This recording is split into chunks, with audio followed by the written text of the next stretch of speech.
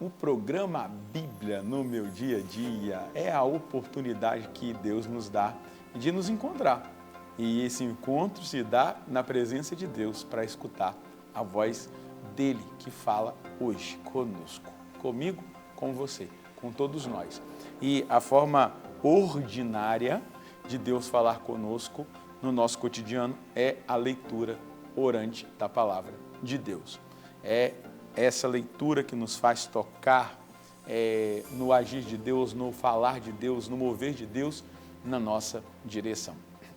E é fundamental que eu e você nos coloquemos assim, diante da palavra, escutando, vivendo essa palavra, aplicando essa palavra na nossa vida, no nosso cotidiano. Esse é o sentido de nós estarmos aqui. Essa é a grande verdade. Aquilo que Deus preparou para nós é obra do amor de Deus, a palavra que Ele nos deixou para iluminar os nossos passos, o nosso caminho.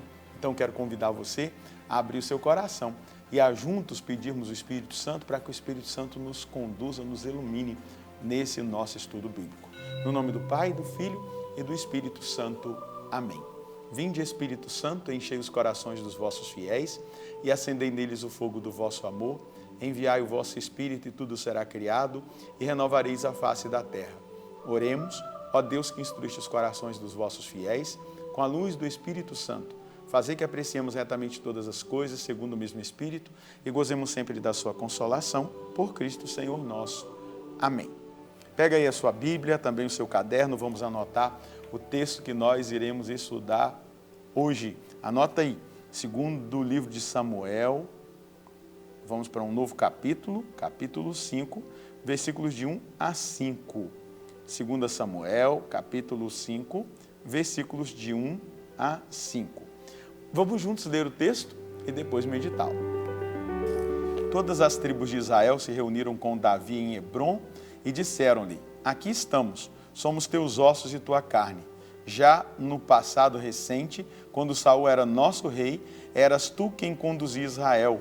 E o Senhor te disse: tu apacentarás o meu povo Israel e serás o seu chefe.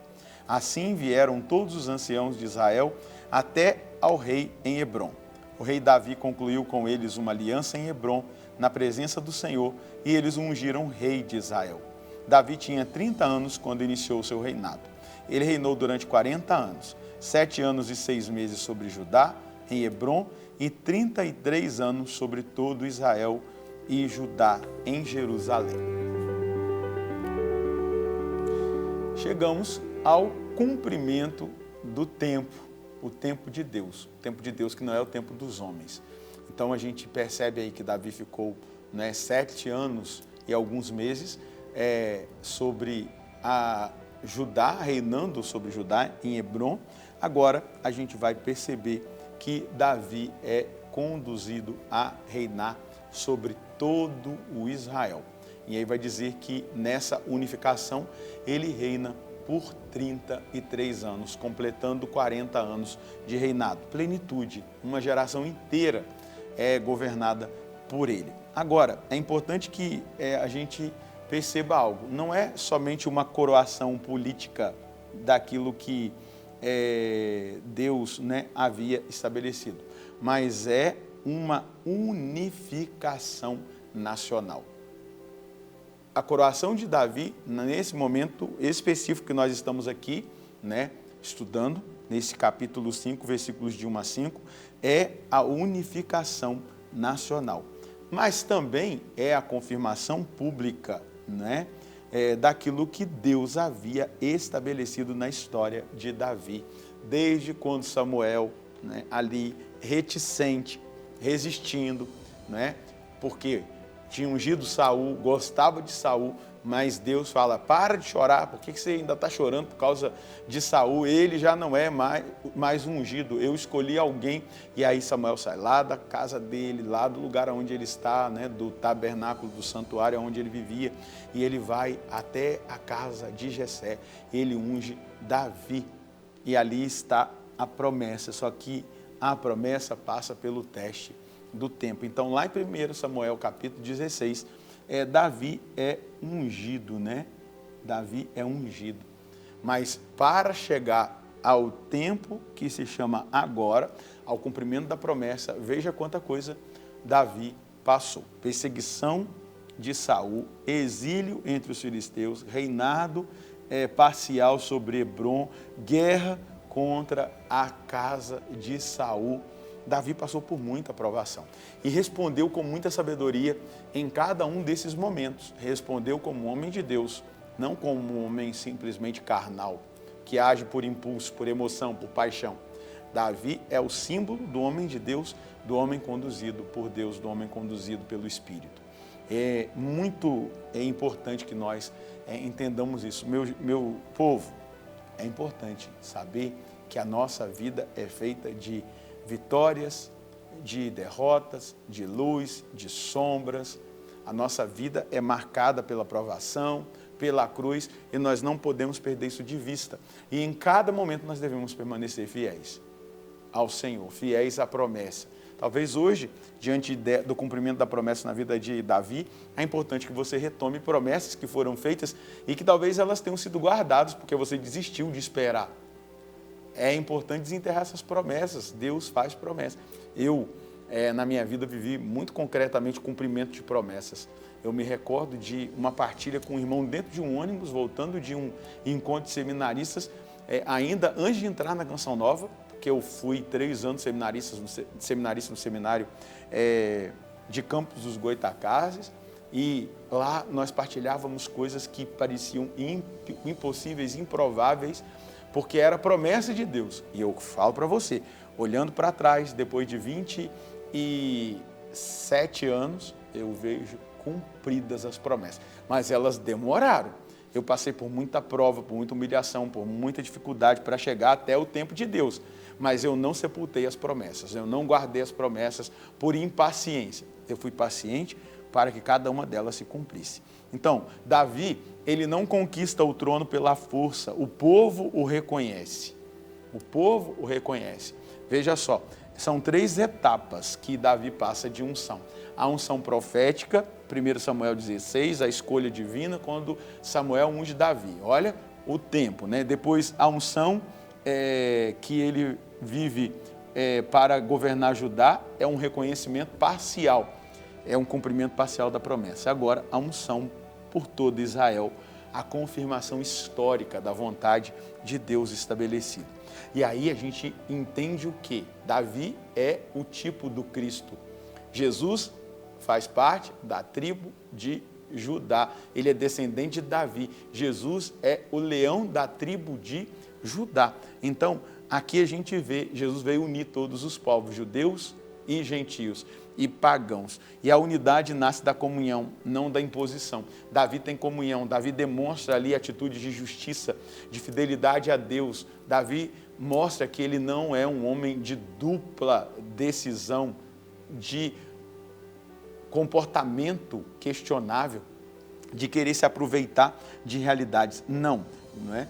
Ele é pastor, ele cuidava das ovelhas do pai dele quando foi chamado, né? E ele continuou com o coração de pastor, apacentar. Veja só, vamos lá.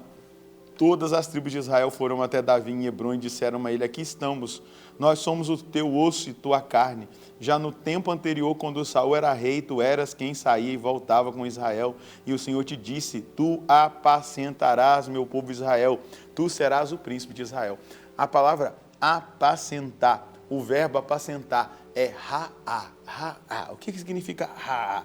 Governar, cuidar, liderar, proteger. O rei ideal, Jesus vai dizer: eu sou o bom pastor, o bom pastor. Veja só, o rei ideal é aquele que governa como pastor. Jesus é o rei dos reis, o senhor dos senhores, o bom pastor que nos conduz. Davi é a figura do Cristo, é o tipo do Cristo, não é? Então, ele é rei e pastor. O rei ideal é aquele que governa apacentando o seu povo. Ele governa cuidando, ele lidera protegendo. É o que o pastor faz. não é verdade, com as ovelhas?